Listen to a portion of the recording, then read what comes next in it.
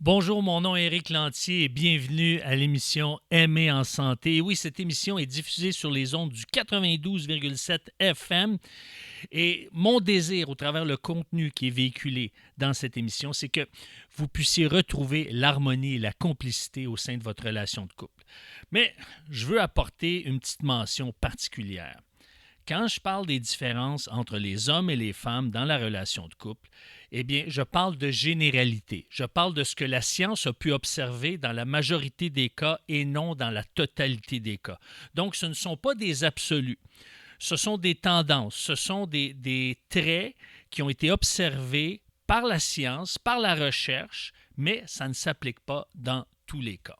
Maintenant, ceci étant dit, on a vu la saison dernière de quelle manière il est facile d'alimenter une dispute. C'est ce qu'on a couvert dans une bonne partie de la saison dernière. Maintenant, on va toujours parler de dispute, mais vous allez être surpris de ce que je vais vous mentionner, parce qu'on va voir qu'il est possible de se disputer dans le calme. Oui, c'est possible. C'est possible.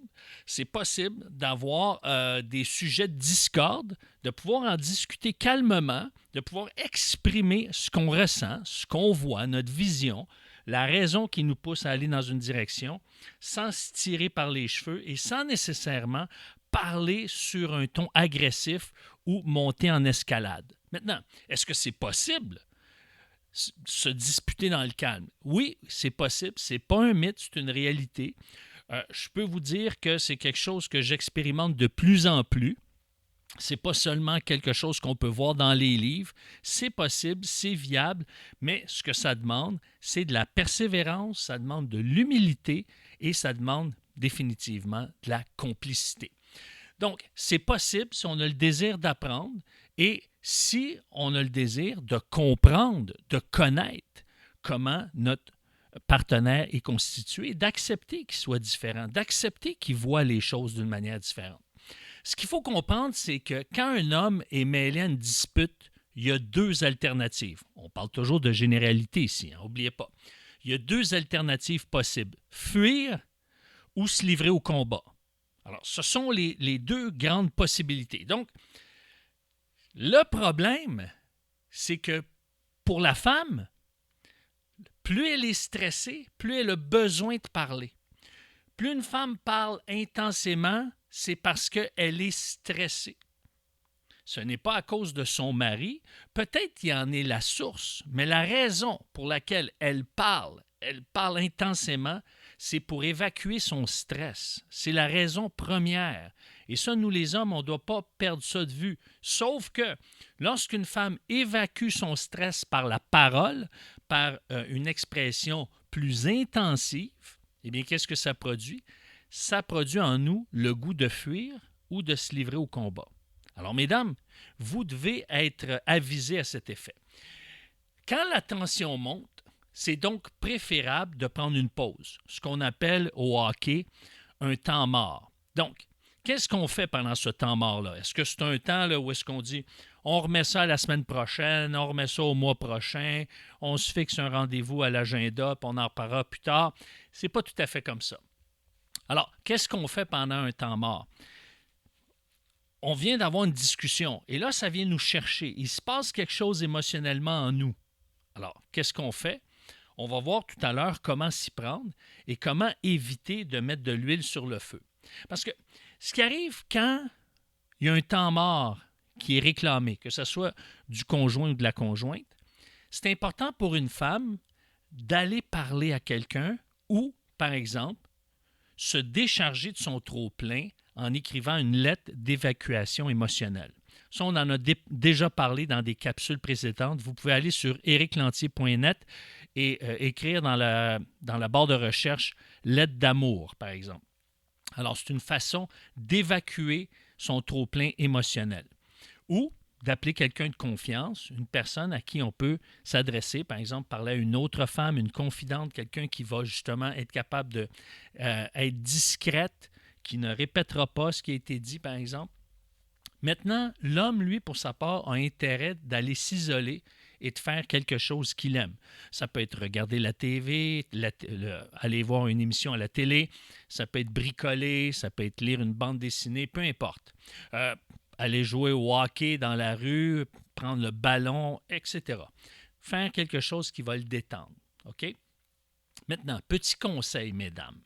Ça, c'est important. Lorsque votre mari demande un temps mort, c'est important de ne pas le poursuivre. Par exemple, il va aller s'isoler dans le salon, dans le sous-sol, dans son garage. C'est important de ne pas le poursuivre puis d'essayer de compléter la conversation ou d'en remettre. Parce que là, son intensité émotionnelle va augmenter. Et là, peut-être qu'il avait le goût de fuir, mais là, il va vouloir se livrer au combat. Donc ça, c'est bien important si vous ne voulez pas mettre de l'huile sur le feu parce qu'il va se sentir agressé même si ce n'est pas votre intention. C'est comme ça que lui va se sentir, règle générale évidemment. Alors, comment on amorce un temps mort? Alors, c'est important de réclamer ce temps mort-là sans lancer de phrases incendiaires, de phrases qui vont mettre de l'huile sur le feu. C'est pourquoi on va voir ce qui est important de dire et ce qu'on ne doit pas dire. Alors, je veux vous dire que ce ne sont pas des solutions miracles, ce sont des pistes à considérer, des outils qui vont vous aider, qui vont vous amener à éviter une escalade. Évidemment, ça va vous aider, mais c'est important de les prendre, de les considérer et de méditer sur son contenu. D'accord? Par exemple,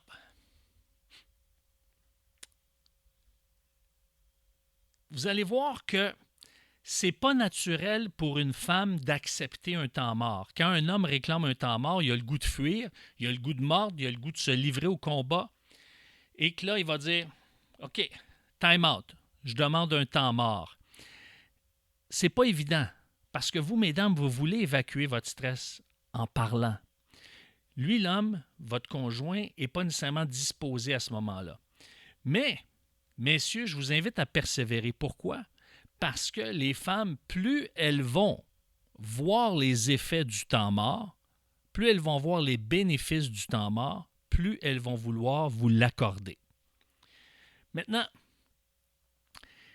à quel moment on demande un temps mort?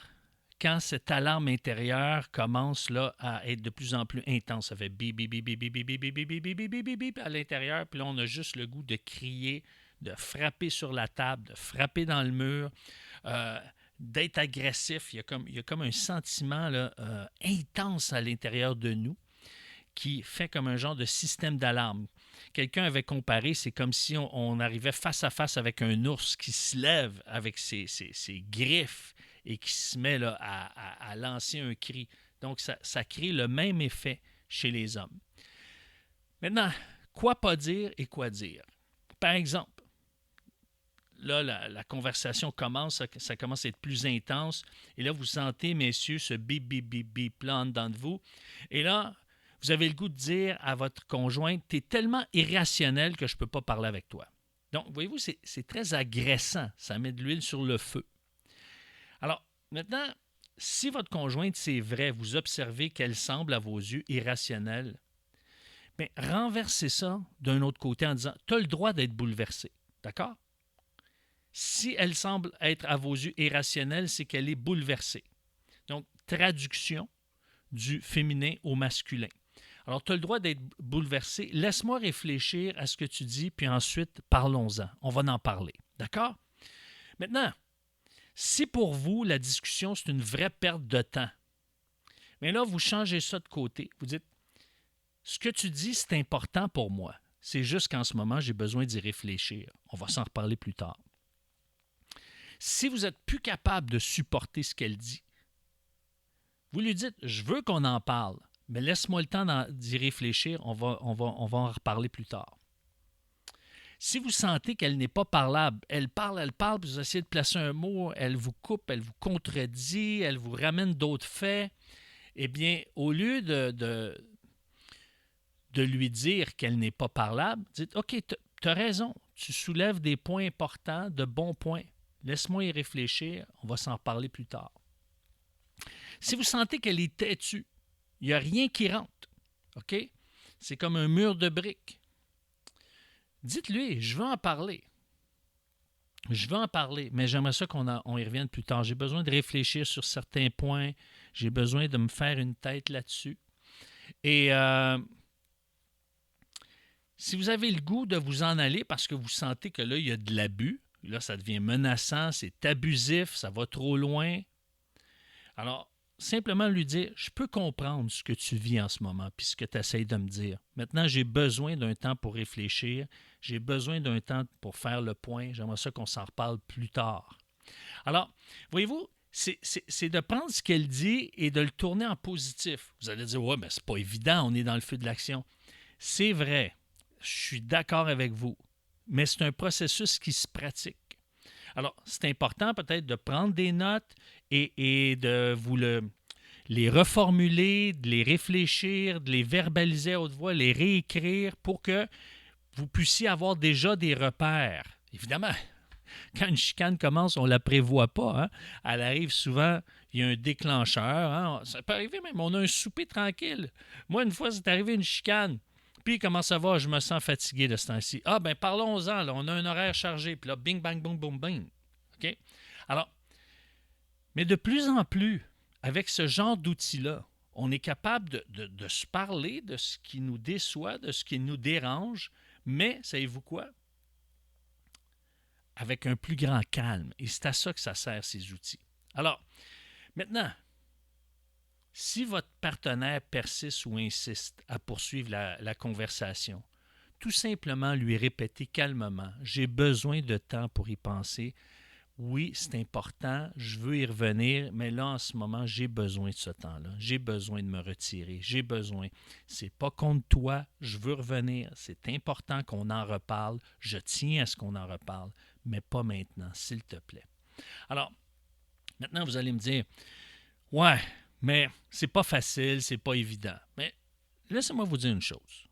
Je vais vous expliquer pourquoi s'abstenir du temps mort peut être néfaste. Parce que lorsqu'un homme est face à une femme qui exprime son trop-plein et que là, l'intensité augmente, comme je vous l'ai dit, il a le goût de fuir. Ou, dans les pires des cas, il a le goût de se livrer au combat. Et là, ce qui arrive, c'est que pour une femme, à force de voir leur conjoint réagir, elle peut finir par s'habituer à la réaction tendue, à la tension, à la violence. Et ce que ça va faire, c'est qu'elle finit par s'endurcir à un point tel qu'elle ne voudra plus aborder, lui communiquer à son conjoint ses besoins, ses attentes, ses souhaits, et va finir par s'éteindre. Alors, c'est pas ça qu'on veut, c'est pas ça qu'on désire, c'est pas ça qu'on souhaite. Et c'est pour ça que c'est important de développer des stratégies comme celle-là, pour comprendre ce qui se passe et d'apprendre à composer avec cette réalité-là.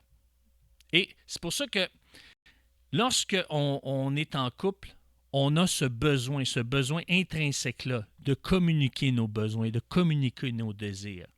Et c'est pour ça qu'on va poursuivre cette série dans les prochaines semaines.